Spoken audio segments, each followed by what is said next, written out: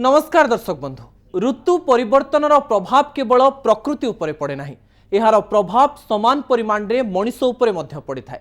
तापमात्रा रे हठात परिवर्तन और पवन उष्णतार परिवर्तन मनीष शरीर विभिन्न अंग उपरे प्रभाव पकाए।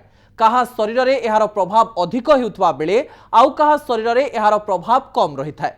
पवन रे तापमात्रा कमिबा फल रे मनीष शरीर रे गलारे इन्फेक्शन होइथाए। काश कफ मुंडबिंधा भली समस्या देखा मिलता है। यही रोगी संख्या डाक्तरखाना एही समय बढ़ी जाए।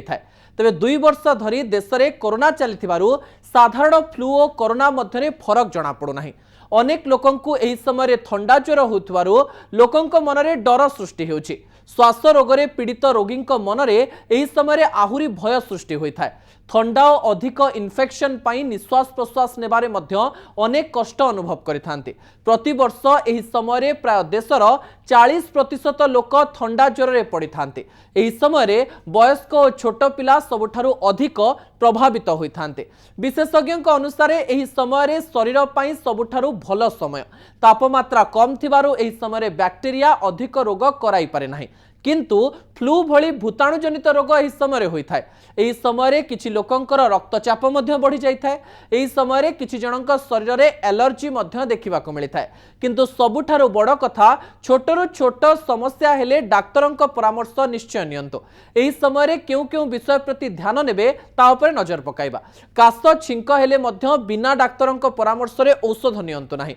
गला दरज और काश हेले प्रथमे कोरोना टेस्ट करांतो। दुर्बल अनुभव कले मध्य डाक्तरखाना जांतो। थंडा पानीय आइसक्रीम रो सेवन और धूमपान करंतो नाही।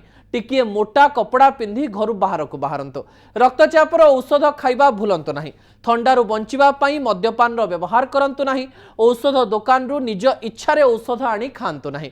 एही समय घरोई उपचार मध्य अनेक रहिछि जहा आपण आपणै पारिबे। एही समय घरे गरम पानी पियंतु। बाहर अधिक बुलाबुली करंतो नाही। खाद्य रे सोरिष तेल और रसुण रो व्यवहार करंतो। दिनकु 2 थर अदा रो व्यवहार करंतु। आपण चाहिले बाजार रो चमनप्राश किनी खाई पारिबे। गुआ घियर व्यवहार खाद्य रे करंतु। दिनकु 1 घंटा व्यायाम करंतु।